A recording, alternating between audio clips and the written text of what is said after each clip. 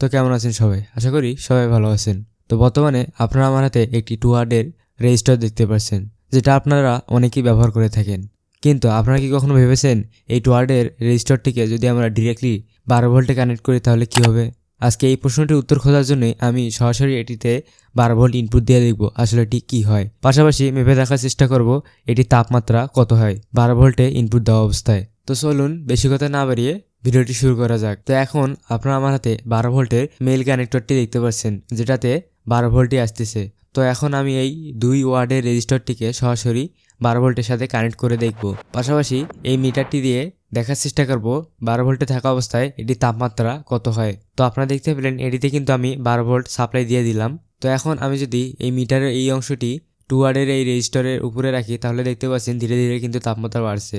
এবং বর্তমানে আপনারা দেখতে পাচ্ছেন রেজিস্টারটির মাঝখানে কিন্তু সম্পূর্ণ লাল হয়ে গিয়েছে এবং যে তাপমাত্রা দেখাচ্ছে এই তাপমাত্রায় আমার মনে হয় রাং খুব সহজেই গলার কথা। তো চলুন এটি দিয়ে একটু রাং গলিয়ে দেখি। তো আপনারা দেখতেই পাচ্ছেন এখানে কিন্তু খুব ইজিলি রাংগুলো গলে যাচ্ছে, যেরকম আমাদের সোল্ডারিং আয়রন দিয়ে রাং গলে যায় ঠিক সেরকমই কিন্তু এটি দিয়েও গলছে। তো ভবিষ্যতে কোনো ভিডিওতে আমরা এটি দিয়ে একটি সোল্ডারিং আয়রন বানিয়ে দেখাবো। তো এই ছিল আজকের এই ভিডিওটি যদি ভালো লেগে থাকে তাহলে লাইক দিতে ভুলবেন না, আর এমনই নিত্য নতুন আর ইন্টারেস্টিং ভিডিও পেতে অবশ্যই চ্যানেলটিকে সাবস্ক্রাইব করে পাশে থাকবেন। তো আমি ফিরছি পরবর্তী ভিডিওতে, ততক্ষণ পর্যন্ত সকলেই সুস্থ থাকবেন, ভালো থাকবেন। ধন্যবাদ সবাইকে।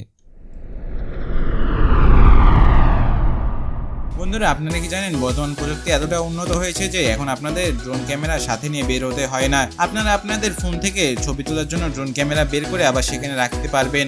আপনারা কি জানেন কোন কোম্পানি এই ড্রোন ফোন বের করেছে? যদি আপনারা না জেনে থাকেন তবে টেক্সট টিউটর পাঠশালা চ্যানেল ও ড্রোন ফোন সম্পর্কিত এই ভিডিওটি দেখে আসতে পারেন।